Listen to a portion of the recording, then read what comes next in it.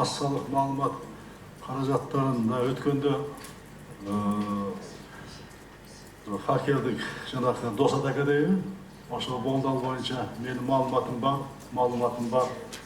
Бұл эми бирде бизде эмес, урматтуу журналисттер, бул технологиясы өнүккөн алдыңкы мамлекеттерде болуп атат. Мына көрүп атасыздар да, маалыматтар берилип атат. Бул эми кечээки мамлекеттик каттоо кызматынан дагы купуя маалыматтардын чыгып кеткени, бул дагы далилдеп турат. Биз бул маалыматты коопсуздукка өзгөчө мамиле кылып, буга чараларды көрүшүбүз керек. Азыр коопсуздук кеңешинин катчылыгында кибер коопсуздук боюнча стратегия иштелип чыкты, ал кабыл алынды. Буга чейин бир дагы эс болгон эмес, бул стратегия кабыл алынган эмес. Кабыл алынды.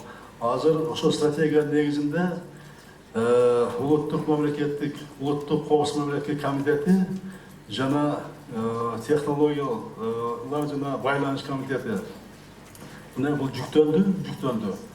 И ошол маалыматтык коопсуздукту сактоо жана биздин жеке жарандардын маалыматтык коопсуздугун коргоо боюнча ошол стратегияда 20-жылдын 1-февралында өзүнчө органды уюштуруу боюнча маселе каралган, ал боюнча иштер жүрүп атат. Буюрса, буну да колго алабыз, и бунун үстүнө дагы иштерди алып барабыз. Анан массалык маалымат каражаттарынын эркиндиги боюнча эми биздикинде эркиндик көп мамлекетте болбосо керек, мына салыштырып караганда эле. Биздикинде эркиндик, мына карап көрүлдөчү, кимде бар? Мына каалаганын жазып атасыңар, каалаганды айтып атасыңар. Мына мен деле, мына айрыкча менин аппаратым деле, ошону тескей турган отделден деле, мына бирөөгө бир сөз айтылдыбы? Сен жазып атасың, мындай кылып атасың, мындай кыл деп айтылган жок да.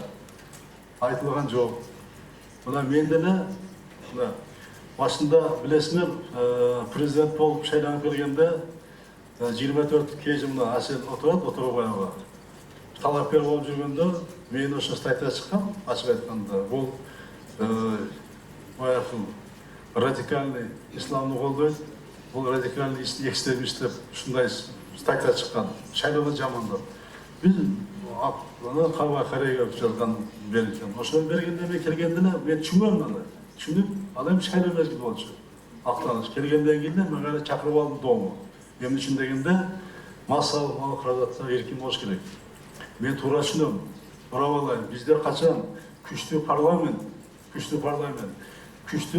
күчтүү жаранды коом, күчтүү массалык маал каражаттар болгондо биз өнүгүү тез болот. Ошон үчүн мен ар дайым массалык маал каражаттар эркиндигин коргоп келгем. Будан да коргойм. Буга өзгөчө маани берем. Мына мен деле канча жылдан мен бирөөнү айткан жокмун, чыккан жокмун деп атасың деп. Мен аны баягы элден үйрөнсүн, чын менен калкты айырмалагандай үйрөнөт да бара. Биз табигый жол менен өнүгүшүбүз керек. Ошон үчүн бул коргоп атам. Бирок, урматтуу журналисттер, бул эркиндик дагы мындай абдан чоң жоопкерчилик да, сөз эркиндиги.